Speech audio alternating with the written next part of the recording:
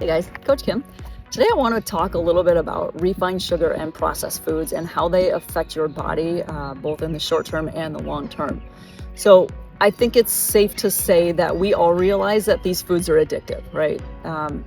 These foods, what I'm referring to, are like sodas, sports drinks, energy drinks, cakes, cookies, ice cream, granola bars, candy, even sauces and condiments are loaded with stuff that we probably don't realize are very bad for us. So today the food industry does an absolutely amazing job at deceiving us with their wording or their packaging to make us think that these foods that I just listed are healthy, and they're not. Just straight up, they're just not. So one of the short-term effects that include eating these foods, right? So I think we've all experienced this because we have all eaten these foods, let's be real. So you get a spike in your blood sugar, which is followed by a crash, okay, which leads to mood swings, increased cravings, and then also energy fluctuations. So, you're asking, okay, well, why is that? Well, refined sugars and processed foods are rapidly digested. They cause a quick rise in your blood sugar levels, which is followed by a rapid decline, therefore resulting in an energy boost followed by fatigue and irritability. So this crash also triggers increased appetite and cravings, typically for even more sugary and processed foods. So that's the vicious cycle right there, which perpetuates a cycle of overeating. So my example from my younger years was I was addicted to Mountain Dew. I mean, it started with a can and then 24 ounces and then 32 ounces. And, it was just, I had to find some way to stay awake during the afternoon. So I would just down all this Mountain Dew. And, next thing I know, a couple hours later, I'm just lethargic, in a bad mood, irritable, all these things. And that was me crashing from all this sugar. So some of the long-term effects also include overeating, leading to obesity, which is what we just kind of discussed, that vicious cycle, type 2 diabetes, heart disease, certain types of cancer, and also depression and anxiety.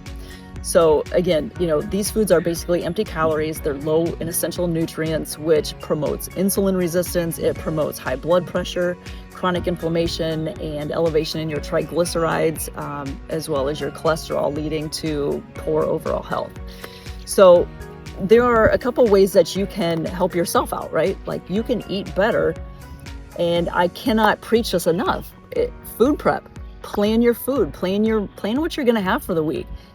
Honestly, it takes 30 minutes or an hour maybe on one of the days. I do Sunday, and I prep for that whole week. So I have control of what I'm going to put in my body that week. I'm not forced to, oh crap, I forgot my lunch today, so I'm going to, stop up at McDonald's or go through the gas station or something like that to make a bad decision. I mean, we've talked about this before, is that you have control over what you put in your body for the most part.